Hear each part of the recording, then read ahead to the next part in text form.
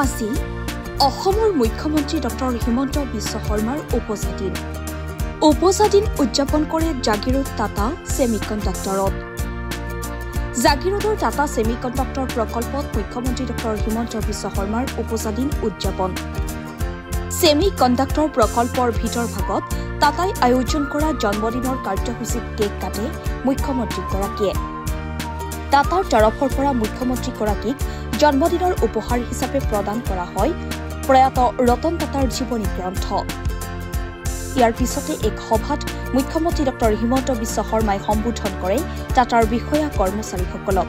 এই কাৰ্যসূচীত মুখ্যমন্ত্ৰীগৰাকীক সংগ দিয়ে মন্ত্ৰী বিমল বৰা, পীযুষ হাজৰিকাই। আজি মৰিগাঁও ভ্ৰমণৰ বাবে মোৰ অহাৰ সৌভাগ্য হৈছিল। তাৰ লগত সংগতি ৰাখি জাগিৰোডৰ ছেমিকণ্ডাক্টৰ প্ৰজেক্টৰ অগ্ৰগতিৰ বুজ ললোঁ আৰু এই প্ৰজেক্টত কাম কৰি থকা 2000ৰো অধিক বিষয়া কৰ্মচাৰী শ্ৰমিকৰ সৈতে কথা বতৰা পতাৰ সুযোগ লাভ কৰিলোঁ।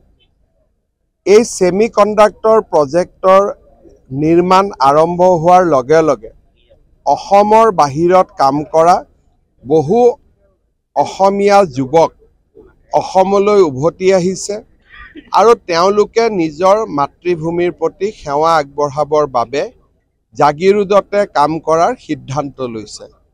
অনাগত দিনত এনেকৈ অসমৰ বহু যুৱক যুৱতী এই প্ৰকল্পত কাম কৰাৰ কাৰণে উভতি আহিব আৰু ইয়াৰ লগত আমি আৰু বহুবিলাক উদ্যোগীৰ লগত কথা বতৰা পাতি আছোঁ আৰু তেনে উদ্যোগীসমূহকো আমি অসমত আনিবলৈ যদি আমি সন্মান কৰাব পাৰোঁ তেতিয়াহ'লে মই ভাবোঁ যে আমাৰ অসমৰ বাহিৰলৈ যোৱা বহুতো যুৱক যুৱতীক আমি নিজ মাতৃভূমিলৈ উভতাই আনিব পাৰিম।